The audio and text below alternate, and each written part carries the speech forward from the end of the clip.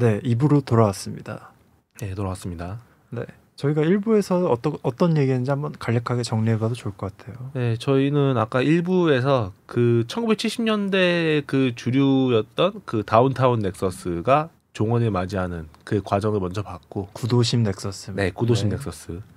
그리고 이제 그 넥서스가 여의도 그리고 이촌동, 영동, 지금의 강남 지역으로 이동하는 그 한가변 넥서스로 재탄생하는 그 과정을 다시 다 같이 봤었고요. 주요 방송사들이 여의도로 옮기면서 네. 시작이 됐죠. 그리고 이제 그 과정에서 이제 정부의 그 입김도 만만치 않게 있었다. 그런 면에서 좀 대중문화 자체가 정부의 입김에 의해서 탄생하는 경우도 좀 있다. 그러다 보니까 어떤 음반적으로 성공을 하려면 획일화된 루트가 생겼고, 네, 이제 저희가 2부에서 다룰 것은 거기서 어떤 불만을 가지거나 그렇죠. 꼭 그 획일화된 루트를 거치고 싶지 않았던 사람들이 만든 대안적인 방법들을 한번 살펴보려고 합니다. 아무래도 대중적으로 가다 보면은 그 예술성이나 원하는 걸 조금 희생을 해야 되는 부분이 있기 때문에 그런 거에 대해서 불만을 가졌던 사람들이 이제 주류 방송용이라는 그 제약을 어떻게 이겨내고 변환을 했을까? 뭐 이런 질문 한번 던져볼 수 있는 거죠. 흥미롭네요. 네. 네. 그래서 이 논문에서는 그 넥서스와 관련해서 세 갈래로 나눠서 설명을 합니다. 세 갈래요? 네. 그 세 갈래 중에 이제 첫 번째로 다뤄볼 것이 구도심의 넥서스의 확대, 그리고 유예된 자유로 대표되는 언더그라운드. 아마 언더그라운드라는 그런 개념을 많이는 들어봤을 거예요. 주로 비주류나 뭐 이런 경우를 언더그라운드라고 얘기를 많이 하는데, 그래서 저희가 보통 이런 식으로 네, 언더 음악 이런 식으로도 얘기를 네. 하는 것 같아요. 그 왜 뭐 언더그라운드를 좀 다른 부분에서 들어보신 적이 있나요, 혹시? 음악 말고도? 저희 뭐 예능에 한창 그 데프콘 씨 많이 나왔을 때 네.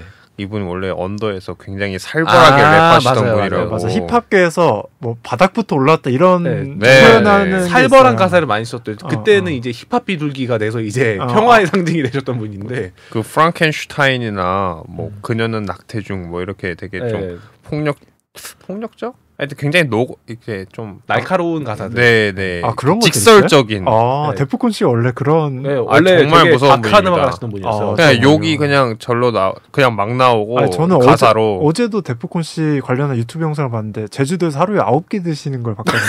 그거 재밌죠. 나 혼자 산다였나요? 나 그거? 혼자 네. 그걸 보셨군요. 그래서 그런지 굉장히 낯서네요. 그러니까 뭔가 그 예능에서 만나는 그 친근함과는 굉장히 거리가 있는 그런 음악을 많이 하셨던 분이에요. 그러니까 그런 식으로 뭔가 초창기에 이제 시작할 곳이 마땅치 않은 사람들이 그런 경우를 대부분 언더그라운드라고 많이 얘기를 하죠. 네네. 네. 그래서 좀 얘기 이어가자면은 아까 시작할 때 구도심의 넥서스가 확대됐다라고 얘기를 했잖아요. 네네. 그게 이제 그 구도심의 넥서스가 이동하는 것과도 좀 관계가 있습니다. 이동이요? 네. 구도심 자체는 이제 쇠퇴를 했는데 그 쇠퇴한 것이 이제 경제적인 그런 것들이 좀 많이 쇠퇴한 거고 문화적인 거. 근데 경제적인 거는 그대로 쇠퇴가 돼서 돌아오지 못했는데 문화적인 거는 딴 데로 이동을 했어요. 이동을 했다. 제가 그냥 단순히 추측하기로는 뭔가 강남의 비중이 커지다 보니까 그 사이가 커지거나 아니면 뭐 종로나 아까 얘기했던 구도심 자체가 비싸지니까 옆으로 조금 빠지게 된 건가요? 그렇죠. 좀 옆으로 빠지게 됐죠. 옆으로 빠지게. 흔히 우리가 뭐 지리 시간에 많이 배우는 그 부도심 혹은 부심이라고 많이 얘기를 하죠. 네네. 그런 쪽으로 많이 빠졌는데 특히 어느 쪽으로 많이 빠졌냐면은 신촌이나 대학로로 대표되는 그 젊음의 거리를. 우리가 서울에서 어떤 젊음 하면 떠올리는 것들이 이때 이제 급부상을 하게 됐군요. 왜냐하면 그 자리에 이제 그 문화를 향유하기 좋은 대학생들 수요도 굉장히 넘쳐나는 편이고. 그죠. 그쪽이면 이제 또 물가도 어느 정도 대학 가니까 좀 싸잖아요. 그죠. 또 신촌만 해도 대학교가 몇 개가 있고. 네, 서강대, 뭐 이화여대, 연세대, 뭐 홍익대, 뭐 이런저런 대학들이 다 있다 보니까. 해와 쪽 대학로 쪽은 어떻게 거기까지 좀 멀지 않나요? 구도심에서? 아니죠. 종로 바로 코앞이니까 조금만 올라가면 바로 코앞이잖아요. 네네. 그 종로 5가에서 조금만 올라가시면 바로 대학로가 나오기 때문에. 대학로가 지금에서는 연극으로 되게 유명한 그렇죠. 걸로 아는데 그것도 약간 영향이 있을. 그렇죠. 그것도 어떻게 보면은 거기에 시작이 된 거죠. 그 소극장이라는 개념이 거기서 나오는데 소극장 다들 좀 들어보셨죠? 네, 뭐 학전 이런 거 들어봤던 맞아요. 것 같아요. 학전도 네. 유명하고 또 뭐 산울림 소극장 뭐 이런 데도 꽤 유명한 소극장인데 그 대학가를 상징하는 그 문화적 장소가 바로 소극장이에요. 네네. 그러니까 그곳이 이제 그 연극 연극을 많이 하다 보니까 그 연극도 노래가 많이 나오잖아요. 네네. 그런 걸 이제 서사가 들어간 노래를 이제 거기서 많이 만들기 시작하는 거죠. 서사가 들어간 음악? 네. 그 주류에서 벗어난 분들은 이제 그런 분들이 많아요. 그 주류 그 대중 음악이 들어오기 전에 그 포크나 뭐 그 재즈 이런 거를 원래 좀 파시던 분들이 그 기억을 가지고 대학로나 신촌으로 들어가서 그걸 이제 공유를 하는 거죠. 그 자리에서 이제 음악가를 꿈꾸는 그런 사람들한테나 아니면 그 젊은 대학생들한테나 음악에 서사가 들어간다는 게 저는 굉장히 흥미로운 지점인 게 예를 들어 아까 얘기했던 주류 음악 같은데 함부로 이제 개인의 어떤 의견이나 이런 걸 서사로 넣는 거를 정부가 쉽게 용인하지는 않았을 것 그렇죠. 같아요. 사전 검열 제도가 있다 보니까 그러다 보니까 뭔가 특정 어떤 파트를 굉장히 반복을 한다든지 네, 후크송이라고 그러죠. 후크를 굉장히 세게 때린다든지 뭐 이런 노래가 많았을 것 같은데 네, 그래야지 잘 팔리기도 하고요. 그런 거에 질리거나 아니면 그런 음악을 하지 않고 어떤 자신만의 것을 하고 싶은 사람들은 이런 곳에서 시작을 했을 수도 있겠네요. 네. 그렇게 하다 보니까 뭐 한강역 넥서스 같이 좀 되게 말끔하고 뭐 이런 느낌은 없지만 그들만의 좀 투박한 그런 매력을 가진 장소들이 되게 많았었죠. 저는 뭐 대표적인 이미지가 떠오르는 거는 약간 어두운 작은 극장에서 불빛 하나에서 기타 하나 가지고 이렇게 마치 김광석 가수 맞아요, 같은 맞아요. 분들 뭐 그런 것들이 떠오르네요. 실제로 그런 게 약간 좀 그 김광석 씨를 되게 존경하던 그 아티스트들은 그게 이제 가수의 원형이 아닌가 하고 생각한다 뭐 이런 식으로 인터뷰를 좀 많이 했었어요. 이렇게 다른 네. 문화가 어쨌든 발전해 나가는 거군요. 네.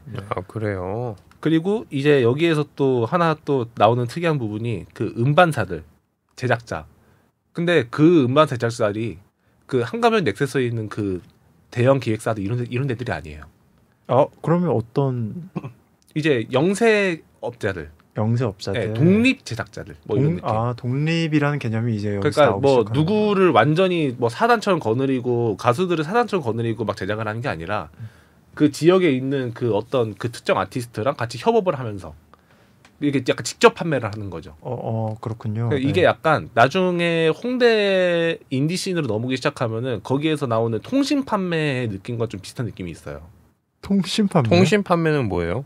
그러니까 그거예요. 그것도 그 여기저기 뭐 그 음반사에다가 막 이렇게 뭐 녹음을 맡기고 그다음에 그걸 이제 음반이 녹음을 한 다음에 뭐 이런저런 음반점에다 다 이렇게 뿌리는 게 아니라 판매자들한테 직접 그 구매자들한테 직접 자기가 음반을 직접 만들어서 어떤 자기가 직접 만들고 공식적인 경로를 거치는 게 아니라 이거 제가 만든 음반인데 한번 들어보세요. 네, 그런 식으로 비공식적인 루트로 약간 만들어서 파는 것도 있었고. 직거래구나. 저도 어디서 듣기로는 그 홍대 언더 씬에서 활동을 하기 위해서는 대표적인 어떤 그 클럽들에서 무대를 따냈어야 되는데 그럴 때 자기들이 녹음한 레코드 이런 것들 돌렸다는 이야기를 들어본 적이 있죠. 포트폴리오네요. 그것도 일종의 포트폴리오죠. 그게 이제 그 맨 처음에는 그 영세 업자들이랑 같이 이게 협업을 하는 단계였다가 점점 좀 그게 아예 합쳐지면서 1인 음반 혹은 1인 기획 이렇게 바뀌었다고 볼 수도 있겠고요. 네네. 그런 식으로 이제 음악이 중계되는 그런 그 모양새가 많이 나왔던 게 바로 언더그라운드. 언더그라운드 자체가 굉장히 흥미로운 개념이네요. 네. 그래서 그쪽에서 나왔던 주요한 아티스트들이 뭐 들국화도 언더구나. 네, 언더에서 시작을 했어요. 그때 뭐 전인권 씨도 그렇고 김현식 씨가 있었던 그 봄, 여름, 가을, 겨울 이런 밴드도 이 언더그라운드에서 시작된 것들이고 그다음에 뭐 조동진, 이정선 등등 그 옛날 포크 음악을 많이 했던 분들도 이 언더그라운드에서 주로 많이 활동을 했었다. 네. 그 외에도 이제 번외적으로는 또 다른 곳에 있는 그 하나가 있는데 그 파고다 예술극장이라는 데가 있어요. 파고다 예술극장? 네. 이게 어디에 있는 거죠? 그곳은 이제 그 낙원동이라는 동네에 있는데 혹시 뭐 우리가 아는 낙원상가? 예, 그 동네. 그 동네에 있는 곳이죠. 거기가 바로 그 종로상가 앞 그 파고다 공원 옆이라. 네. 근데 거기에선 이제 되게 특이한 사람들이 많이 모였죠. 어떤 사람들? 주로 중고등학교 때 밴드를 하면서 그 영국이나 미국 쪽에서 유행하던 그 헤비메탈 곡들 그런 거를 따라서 한번 해보는 사람들. 네, 카피 혹은 커버를 많이 했던 사람들이 모여가지고 거기에서 또 성장을 한 거죠. 그래서 그 사람들은 진짜 언더그라운드 중에 언더그라운드. 진짜 그러니까 소극장도 아니고 거한 그 곳에서 모여가지고 그 언더그라운드보다도 더 낯선 걸 하는 그런 사람도 많이 있었고. 그 당시면은 그 락 음악 네. 또 락 음악조차도 별로 그렇게 각광받지 못하던 시대였죠.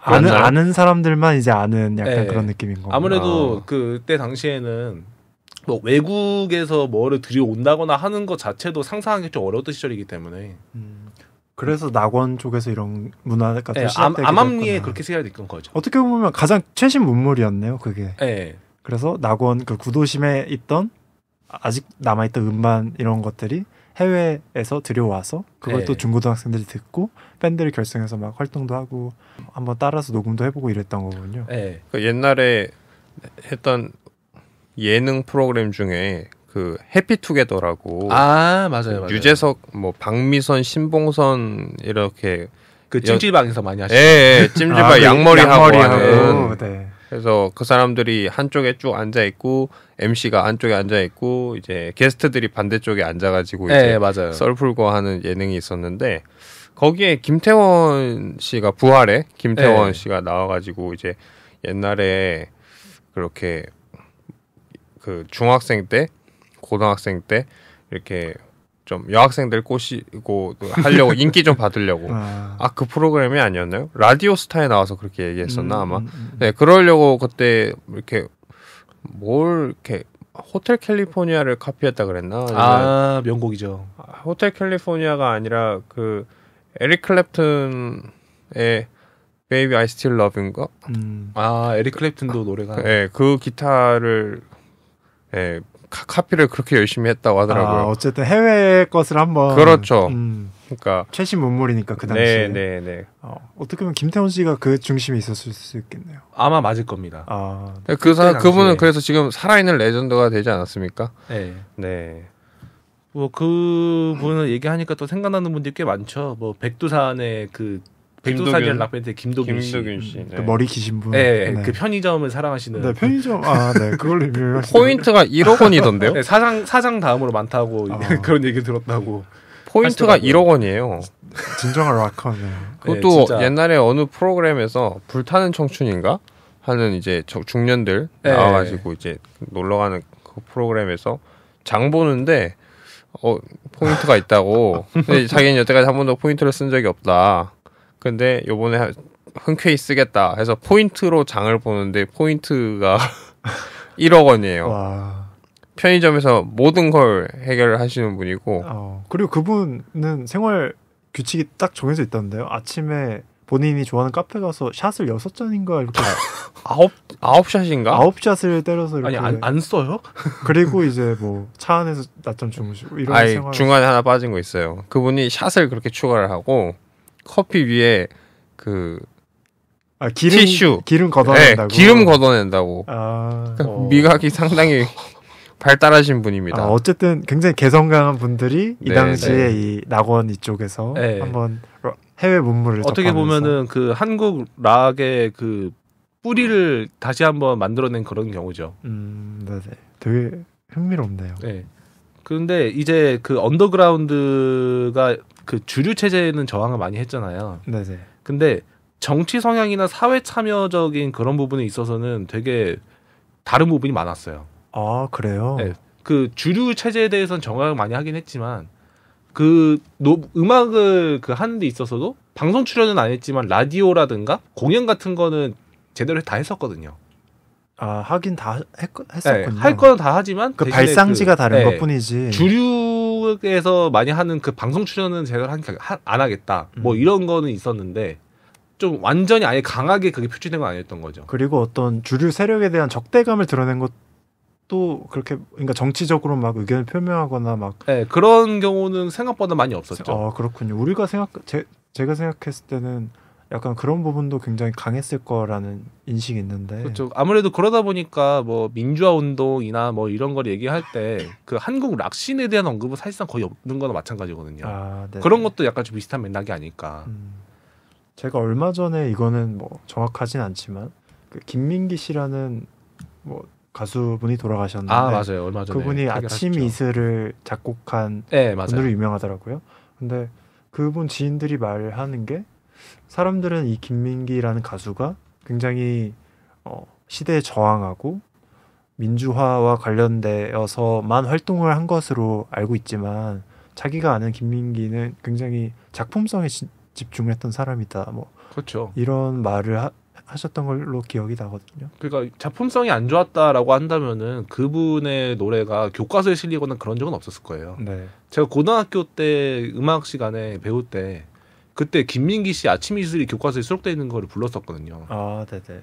그 교과서에 실릴 정도의 노래라면은 어느 정도의 작품성도 다 있어야지 이게 실릴 정도인 건데 그러니까 저항성만 얘기하는 거는 좀 어떻게 보면 한쪽으로 좀 너무 쏠려 있는 게 아닌가 그런 생각도 좀 들고요.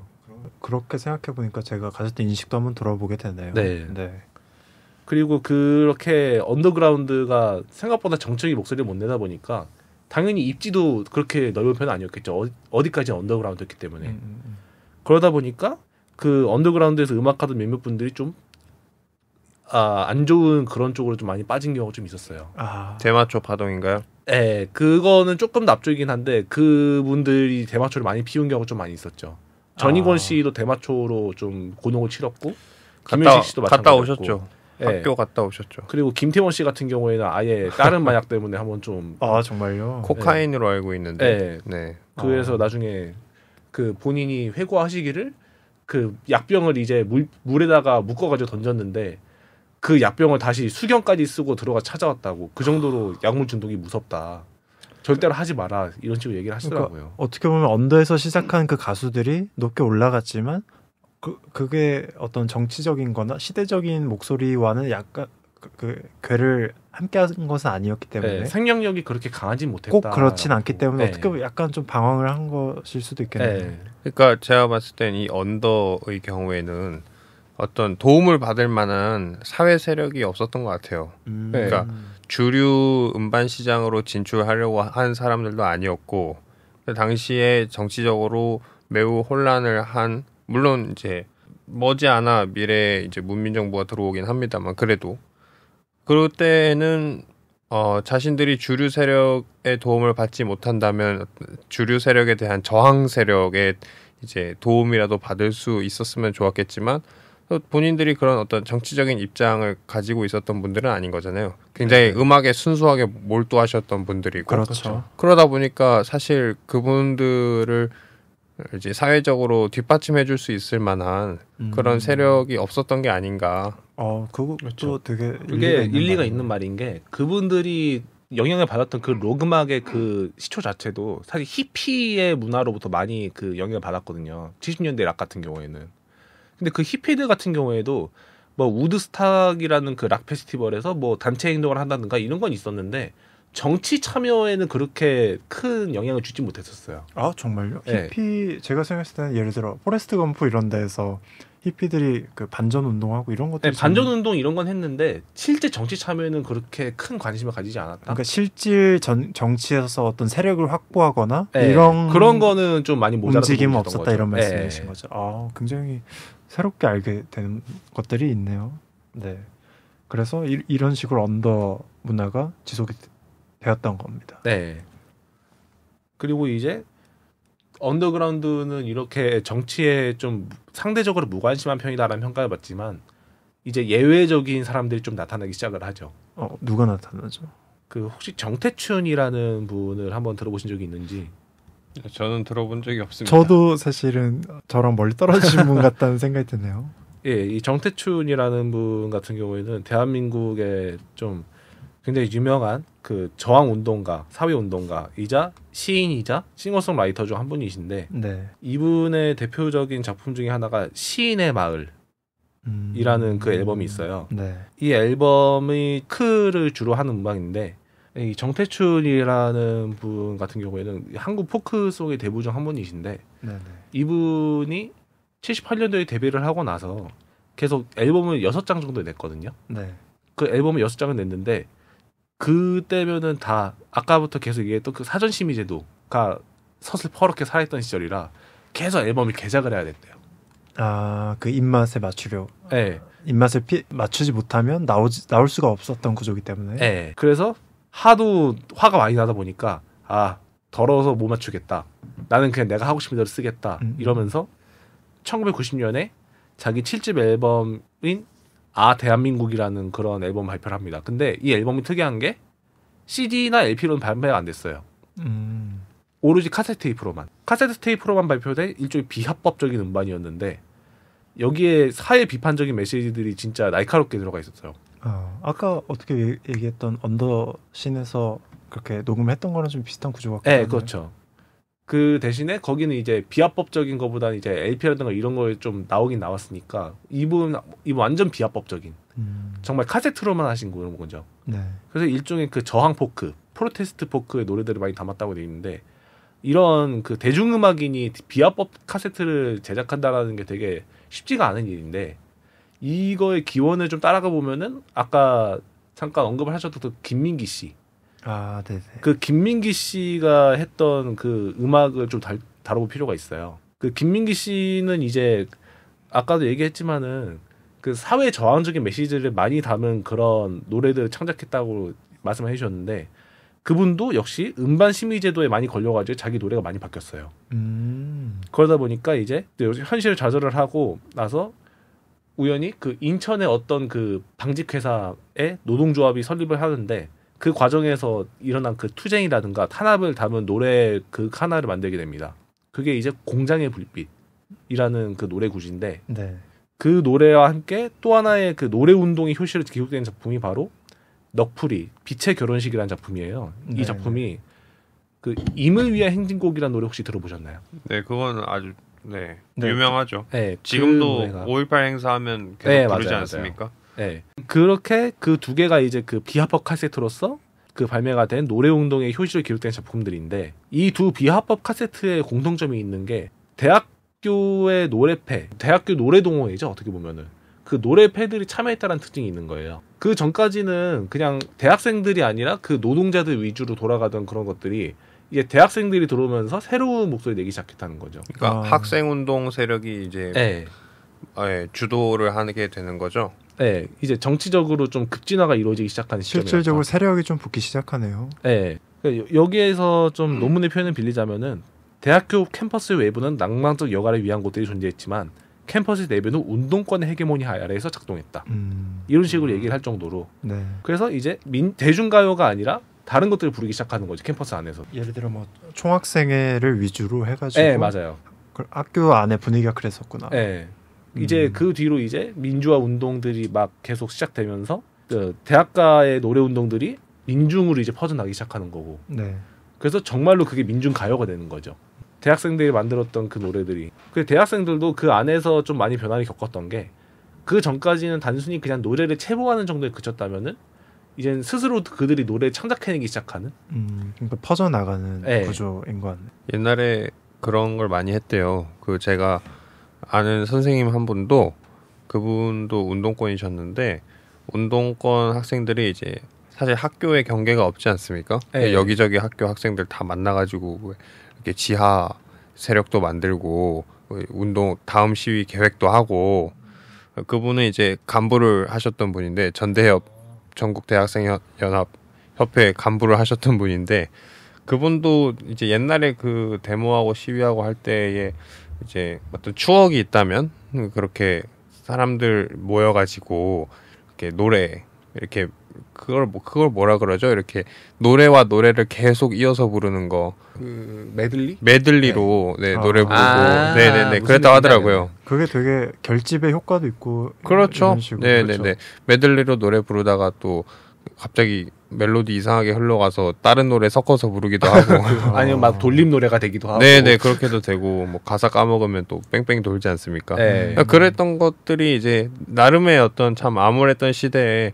추억으로 남아있는 분들이 있더라고요. 그러니까 언더에서 시작한 어떤 이 흐름이 조금 이 민중 쪽으로 흘러가고 이게 네. 더 퍼지면서 실질적인 정치 세력을 모으는 역할을 하게 네, 그런 했던 역할을 거군요. 했던 거죠.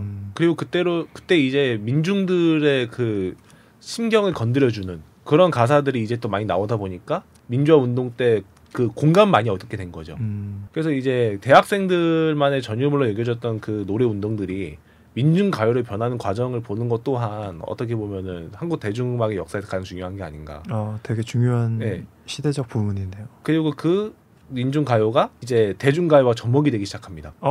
그렇군요. 네, 이제 민주화 운동이 시작되고 나서 6월 29일 6.25 선언이 이제 있고 나면은 민주화는 이루어졌잖아요. 어떻게 보면은. 네. 그러다 보니까 이제 그것 자체만 민중가요 자체만으로 이제 어느 정도 생명력이 조금씩 꺼져가고 있었기 때문에 그걸 이제 대중가요와 접목을 하면서 이 명맥이 이어가는 사람들이 좀 존재합니다. 대표적인 게 노래를 찾는 사람들이라는 그 노래패가 있었어요. 이 노래를 찾는 사람들의 주요 멤버가 예전에 김광석 씨도 잠깐 멤버로 있었던 적이 있었던 걸 기억을 하는데 그 노래 찾는 사람들이라는 그 노래패 자체가 되게 대규모였어요. 엄청. 초창기 멤버가 23명. 대중음악과 이제 결합이 돼서 네. 그렇게 돼 있다 보니까 안치환 씨도 그때 멤버 중에 하나였고. 네. 그래서 보면은 가끔 인터넷에 보면은 노래를 찾는 사람들 시절에 안치환 씨랑 김광석 씨가 같이 찍은 사진이 가끔씩 보여요.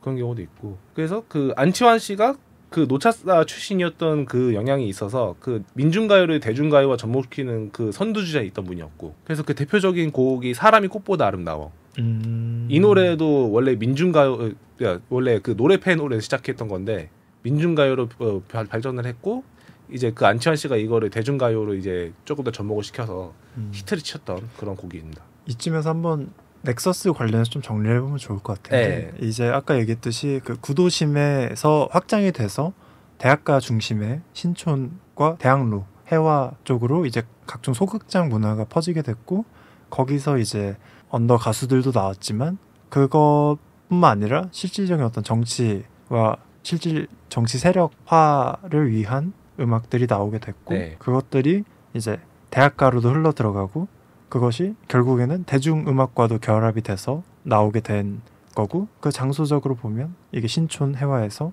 그러면 그 넥서스가 조금 확대가 된 거네요. 그렇죠. 이제 노래패 같은 경우에는 아무래도 노동권에서도 많이 빌렸다 보니까 그 노동자들이 많이 밀집해 있는 곳, 뭐 구로공단 뭐 이런 쪽이라거나 아니면 서울 외곽의 공단들 이런 쪽에서 많이 불리면서 넥서스가 좀 더 확대가 됐었는데 공업 도시들도 있고. 네. 근데 이제 90년대 이후로는 민주화는 거의 다 이루어졌고 그다음에 공업지구는 이제 서울에서 벗어났죠. 서울에서 벗어나고 지방으로 밀려난 실정인데 그죠. 뭐 울산 같은데 대표적인 공업 도시죠. 그러다 보니까 이제 자연스럽게 그 공업지구에서 일하는 사람들의 감성도 많이 달라지는 거죠. 그래서 점점점 그 예전에 그 민중가요들의 힘을 잃기 시작하는 거고 이제 변화가 나타나네요. 한 번 더. 민중과의 접촉이 점점점 상실되는 거죠. 네. 그래서 이를 두고 좀 넥서스의 재편과 변환이라고 이 논문에서 보고 있더라고요. 그러면 이제 다음 넥서스로 옮겨가는 것이 이태원과 강남. 네. 이 논문에서는 발라드와 댄스 뭐 이런 식으로 나오긴 하는데 그런 식으로 표현을 해놨어요. 이반적 유흥. 저희에겐 조금 더 익숙한 음악들인 것 같아요. 발라드랑 댄스는 요즘에도 계속해서 장르로 남아있기 때문에 아마 얘기를 하는 데 있어서는 조금 더 익숙한 분들이 많지 않을까. 네. 시간 문제상 좀 간단하게 한번 이야기해보면 좋을 것 같습니다. 이태원과 강남 넥서스에서 좀 중요한 통로가 하나 있는데 바로 제3 한강교, 오늘날 한남대교죠. 한남대교 아까 이야기를 했었던 그 대교가 이제 북쪽으로 이제 한남동과 이태원동과 접하고 남으로 이제 서초구랑 강남구를 정확히 나누는 도로인데 그쪽을 따라서 반문화의 건창이 이루어진 거죠. 네, 그 길이 굉장히 꼬여 있지도 않고 일직선입니다. 그죠. 되게 긴 직선. 네, 되게 그냥 딱 일직선이라서 그냥 다이렉트로 연결이 되죠. 그 이태원에서 이렇게 한강진 쪽으로 내려와가지고 그냥 내려가는 길 쭉 계속 내려가면은 그냥 바로 한남대교 타고 이제 신사동 핵심부로 그냥 쑥 들어가니까 바로 꽂아주기 때문에.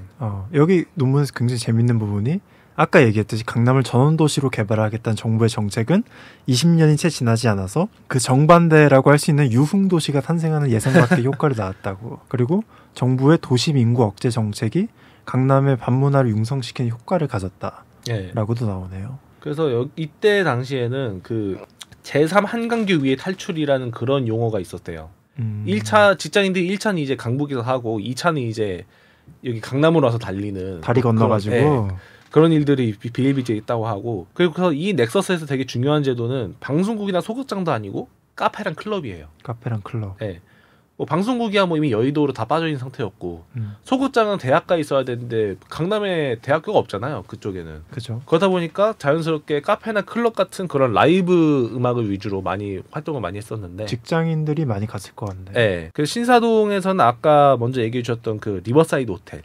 그 리버사이드 호텔을 비롯한 여러 고급 호텔들에서 라이브 음악을 하던 그런 시절들이 많이 있었고 그리고 그때 당시에는 아까도 한번 언급해 주시긴 했는데 영동이라는 그 호칭이 많이 있었어요. 네. 뭐 주현미 씨의 뭐 비 내리는 영동교부터 시작해서 뭐 이런저런 그런 노래들에서 영동이라는 얘기가 많이 나오는데 거기에서 볼 수 있듯이 아직 그때까지는 뭔가 서울보다는 아닌 서울은 아니고 서울이 아니라고 할 수도 없는 그 무언가의 중간에 있는 그 외지인의 느낌. 그렇구나. 뭔가 새로 융성이 되고 있는 느낌. 네, 그런 느낌이 좀 대변하고 있지 않았나 싶었고. 그리고 그 다음으로 언급되는 곳이 이제 방배동 카페 골목이란 데예요. 방배동 카페 네. 골목이요? 네. 이 발라드의 산실이라고 이제 호칭을 되게 거창하게 붙여주셨는데 여기 보면은 되게 자그마한 데서 시작을 했어요. 아파트 골목 사이로 이제 카페랑 술집이 들어오기 시작했고 이 카페 좀 자그마한 피아노가 있는 그런 무대에서 이제 그 발라드를 많이 하는 분들이 이제 거기에서 시작을 했고 이분들이 이제 메인스트림으로 올라오면서 이제 전성기를 맞이했다 뭐 이런 식으로 얘기를 하는데 대표적인 분들이 이제 변진섭 씨 아니면 뭐 조덕배 씨 이런 분들이 거기에서 많이 활동을 했다. 제가 그 방배동 사는데요. 네. 굉장히 오래 사셨죠? 네, 방배동에 카페 골목이 있습니다. 네. 방배동 카페 골목 가면 다 거기 이제 술집이랑 이제 뭐 빵집도 있고 찻집도 있고 네, 뭐 다 그렇죠. 근데 거기서 어떤 특별한 문화 행사를 지금 하진 않는데 이제 그건 있어요. 그 카페 골목으로 들어가는 입구에 작은 그 공원이 하나 있습니다. 아, 공원이요? 네, 그 이제 뒷벌 공원이라고 얘기를 하는데 네. 거기에 1년에도 몇 번씩 그 무대를 가설을 해서 네. 가수들이 와서 공연을 하고 노래를 부르기도 하고요. 작년 여름 같은 경우는 그 팬텀싱어인가 하는 그 프로그램에서 나와서 인기가 있었던 그 포레스텔라 그분들이 와서 네, 포레스텔라가 와서 노래도 부르고 거기서 불꽃놀이 축제도 하고 그렇게 했습니다. 그런 문화 행사가 많긴 많아요. 아직 그런 문화들이 남아 있나 보네요. 네, 그다음 뭐 서리풀 축제 뭐 해가지고 그런 것들도 다 방배동에서 하니까 그런 식으로 남아 있죠. 근데 지금은 이제 그 당시처럼 7080 노래방 같은 데가 그러니까 소위 그 무대에서 앞에서 노래해주는 사람이 라이브 있는 카페 네, 라이브 카페 같은 그런 곳은 잘 없는 것 같아요. 아, 네네. 그런 건 이제 좀 그 이제 미사리 뭐 이런 데로 좀 많이 빠져 있었던 그런. LP 카페도 뭐 한두 개 정도 있나 아마 그럴 거예요. 잘 없는 것 같아요. LP 카페 제가 가보긴 했는데 그쪽에 근데 그건 이제 카페 골목에 있는 건 아니고 저기 그 프랑스인 마을 어디죠? 설해마을. 네, 설해마을 설해마을. 가는 입구 쪽에 네, LP 카페도 있고 아직은 뭐 그렇습니다. 지금은 많이 해체가. 지금은 많이 그렇죠. 굉장히 그냥 조용합니다. 이제 넥서스가 이제 해체가 된 거군요. 어떻게 보면. 그렇게 볼 수도 있겠네요. 네. 지금 이제 강남으로 많이 이제 집중이 된 거죠. 강남이나 논현동이나 신사동이나 이런 쪽으로. 강남에서도 그 강남대로 주변으로. 그렇죠. 강남역 주변으로. 네. 그래서 간략하게 정리를 해보면 이제 이 넥서스가 이태원 강남으로 이동을 했고 이건 네. 직장인 위주로 운영이 됐었고 네. 이곳에서 또 이태원 같은 경우는 옆에 바로 미군 무대가 있으니까 그렇죠. 최신 문물을 접하기도 좋고 하다 보니 뭐 댄스 음악 이런 것들이 발달을 했고 아까 네. 얘기했듯이 방배동 그 카페나 이런 곳에서 발라드 가수들이 대거 나오기도 했고. 네. 근데 이제 또 앞에서 이제 신사동 방배동은 어떻게 보면 언더그라운드까지는 아닌 거죠. 신사동은 앞에 그 감변 넥서스의 연장선상이고 방배동도 카페에서 이제 라이브를 한다라는 점에서는 비슷한 구석이 있기 때문에 언더그라운드나 하위 문화라고 보기엔 좀 거리가 있는데 이제 마지막으로 언급하게 될 서초동과 이태원의 그 디스코텍과 디스코타운 뭐 이런 곳은 이제 정말 하위 문화에 가까운 곳이라고 볼 수 있는 거죠. 새로운 문화들이 네. 나오는 곳이었고. 댄스 음악이라는 그 개념 자체가 우리나라에서는 별로 존재하지 않았던 시기였기 때문에 그리고 그곳은 이제 그 주로 모였던 이들이 10대 청소년 혹은 20대를 갓 들어온 청년들 한창 호기심 많은 네. 나이. 그런 사람들이 많이 들어왔었고 그리고 여기에 가장 큰 특징 중에 하나가 가요가 아니라 일본이나 영미권의 그 클럽 음악들을 주로 많이 들었어요. 그러다 보니 근데 그곳은 이제 그 합법적으로 들어온 건 아니고 네. 약간 해적판 느낌으로 약간 약간 누가 몰래 들여온 네, 거구나. 네, 그 옛날에 기억하실지 모르겠는데 그 무한도전에서 한번 김현철 씨가 나와가지고 그 반명수 씨랑 그 쪼쪼 댄스의 원조가 누구냐 뭐 이렇게 얘기한 적 있었잖아요. 기억이 나는 것 네, 같습니다. 그때 얘기했던 것 중에 그 클럽 음악이 있어요. 아. 그 클럽 음악이 그때 김현철 씨의 증언으로 그때 당시에 유행했던 그 클럽 음악들을 다 짬뽕을 해갖고 믹스를 해가지고 그렇게 틀어놓고 했었다. 뭐 이런 식이 있었는데 그게 어떻게 보면 일종의 그 해석판이었던 거죠. 굉장히 가수 김현철 씨죠? 아니 그 개그맨 김현철 씨. 아 개그맨 김현철 네. 씨. 한창 TV 많이 나오셨어요. 네, 옛날에 많이 네. 나오셨던 요즘은 분인데. TV 잘 안 나오시는 것 같던데. 지휘자의 꿈을 가지고 네, 요즘에 네. 하고 계셔가지고 그래서 그렇게 일반 우리나라의 가요가 아니라 영미권의 그 클럽 음악을 듣다 보니까 뿌리 자체가 꽤 다른 거죠. 이때부터 어떻게 보면 새로운 음악 세대가 탄생한 거라고도 그러니까 볼 수 어떻게 있겠네요. 보면은 90년대에 이제 그 이 논문에서도 92년도를 마지막 기준으로 삼았던 게 그 해가 바로 서태지와 아이들이 데뷔한 해거든요. 근데 이 이태원 디스코텍에서 주로 활동하던 사람이 바로 그 서태지와 아이들의 멤버였던 이준호 씨와 양현석 씨. 여기서 갈고 닦아서 이제 네, 맞아요. 빡 터트린 거구나. 네. 네. 물론 그 전에도 약간 뭐 소방차, 뭐 아니면 김한선 씨, 뭐 박남정 씨 등등 뭐 댄스 가수들이 여기를 토대로 해가지고 80년대 좀 인기를 끌었지만 그 다음에 제대로 터치기 시작한 거는 그 이태원 디스코텍 출신의 그 댄서들. 아, 그러면 이제 이 이후에는 어떻게 보면 이 넥서스에서 더 이상 다루지 않는 이유가 장소와의 연계성은 조금 이제 떨어지는 네, 그렇죠. 이제 그렇게 돼가는. 네, 그리고 이제 형국인 언더그라운드에서 아예 올라와 버렸기 때문에. 그러니까 어떻게 보면은 그 90년대 그 문화적 헤게모니를 그 강남권이 잡기 시작하는 그 시기잖아요. 그 네. 오렌지족이 나오고 막 하던 그때 시절이니까. 네네 압구정. 네. 근데 그 기틀이 80년대 때부터 어느 정도는 예견이 돼 있었다. 아, 뭐 이런 식으로도 해석이 되는 거죠. 그러네요. 그러니까 저도 항상 의문이었던 게 어른들이 이제 본인들은 젊을 때 공부하고 뭐 놀지도 않았다 이런 말씀 많이 하시는데 역사적으로 보면 오렌지족 또 무슨 족 이런 거 항상 있었잖아요. 많이 있었죠. 네, 그런 생각이 좀 듭니다. 야타족 이런 거 있잖아요. 네, 맞아요. 야타족. 야타족. 야타족. 그때 오렌지족과 더불어서 양대 산맥이었던. 그 이후에 뭐 X세대도 나오고. 그러니까 뭐 MG 할 일은 아닌 것 같아요.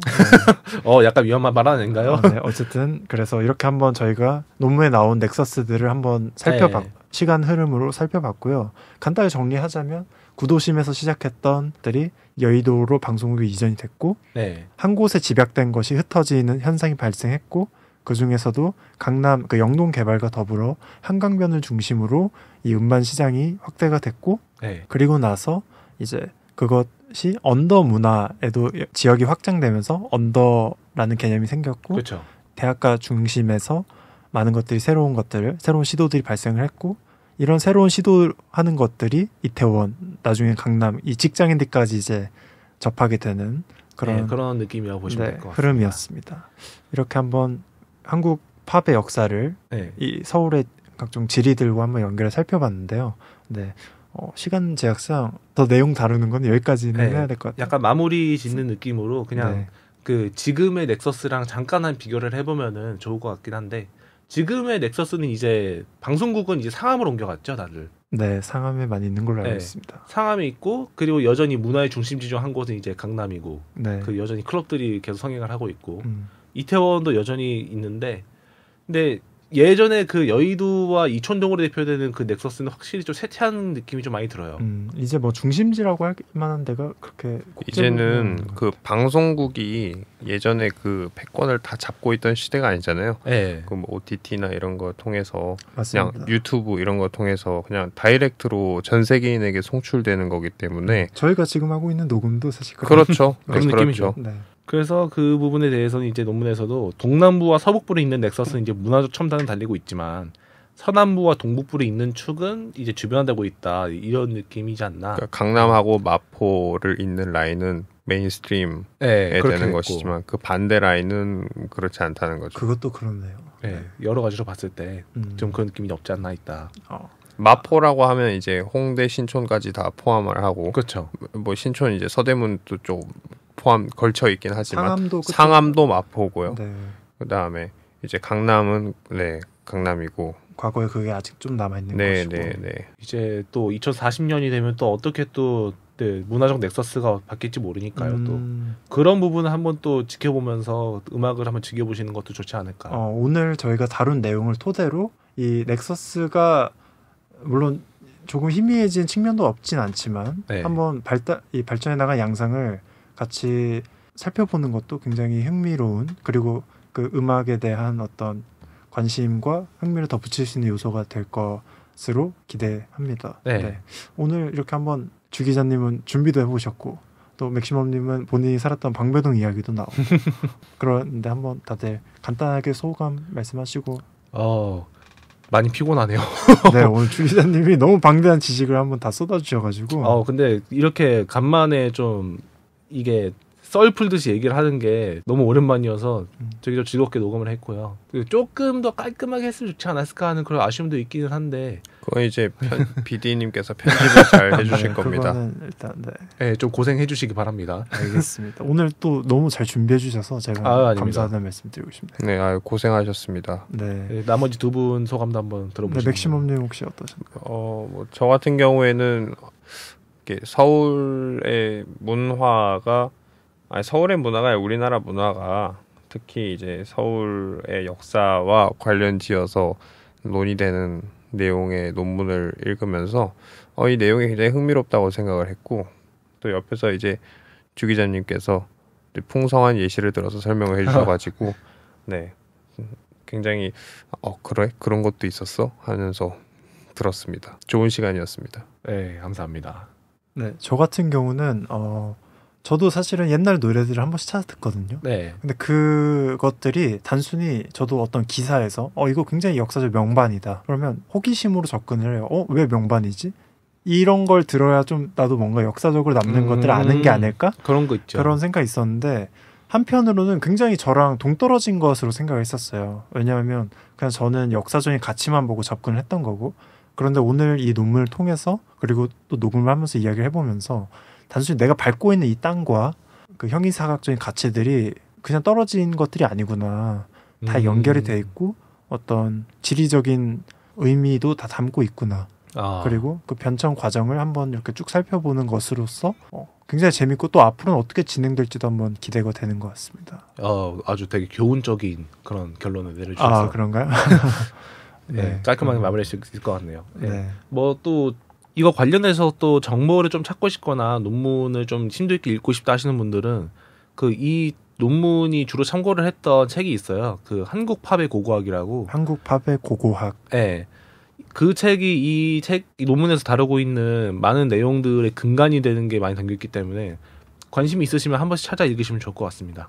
네. 그래도 좋을 것 같습니다. 네. 그러면 오늘 다들 고생 많이 하셨고 네, 고생하셨습니다. 특히 주 기자님 고생 많이 하셨고 감사합니다. 그러면 녹음 이쯤에서 마칠까요? 네, 마치겠습니다. 네, 마치겠습니다. 다들 네. 고생 많으셨습니다. 네.